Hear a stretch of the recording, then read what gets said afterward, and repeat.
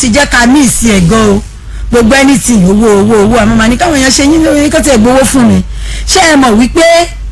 irú lórí àgànláyé lórí rédíò Lagos àgànláyé pẹ̀lú Jùmọ̀bí Omiṣore ètò yìí African Pencil ojú ìrè gbogbo èèyàn mọ̀ wípé adarí ayẹyẹ tó ti ṣe kíni tó dángájíá ní kélé tó lè dúró níwájú àwọn lọ́balọ́ba gọ́fúnà wípé ó yá èmi mo darí kíni bẹ́ẹ̀ di Pasuma at 55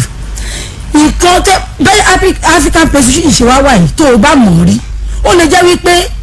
péèjì ẹ lásán kókò fún ọ̀yàn pé ẹ fọ́lù ẹ lórí Instagram ó lè jẹ́ olóma gbé ẹ débi tó ń lọ láyé ẹ ẹlòmíì ọjà tó ń ta kókàn bẹ́ẹ̀ fi sórí status ní kí ṣe gbogbo èèyàn ní kẹ́ máa lọ bèrè owó àwọn nǹkan kan wà tó ju owó lọ ẹlòmíì lè pè é bẹ́ẹ̀ pé tó kí ni iṣẹ́ ẹ o ti jáde ìwé kíní ẹ̀rẹ̀ kókàn introduce ẹ̀ sínú àbí kó bẹ́ẹ̀ send CV ẹ̀ ó ti tán tó ní ìdì nìyẹn ẹ má lọ máa sunkún owó lọ báwọn èèyàn ọ̀pọ̀lọpọ̀ ọ̀nà ló wà tá a ti lè fara wa lọ́wọ́ sókè torí pé ní tètò èyí tó ṣe kíni tó dalẹ̀ lórí nìyẹn tó fún gbogbo ẹ̀yin tó kù tí àríbi ìjọba ara wa sọ́mu ní kẹ́ ẹ má gbàgbé wípé Erosimo catering service wọ́n ní pé kẹ́ ẹ pè wọ́n kẹ́ ẹ gbé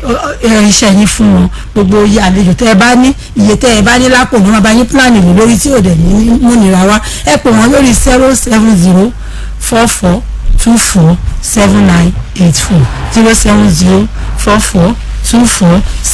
07044247984 Àgbànláyé lẹ́tọ̀ pẹ̀lú Jùmọ̀bí Omiṣore ó tún di lọ́jọ́ mẹ́jọ láti tó máa pàdé ẹgbẹ́ mi dágbére fara lé.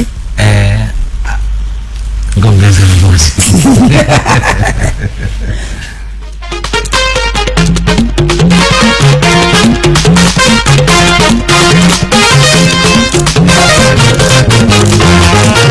Àlàbí ọjọ́ ẹ̀ máa rí o Pasuma ṣùgbọ́n láti wọ́n ti rò pé pẹ̀lú ní òye táwọn tó ní ọmọ òun padà ẹni tí wọ́n fọwọ́ sọ̀rọ̀ pé ọmọ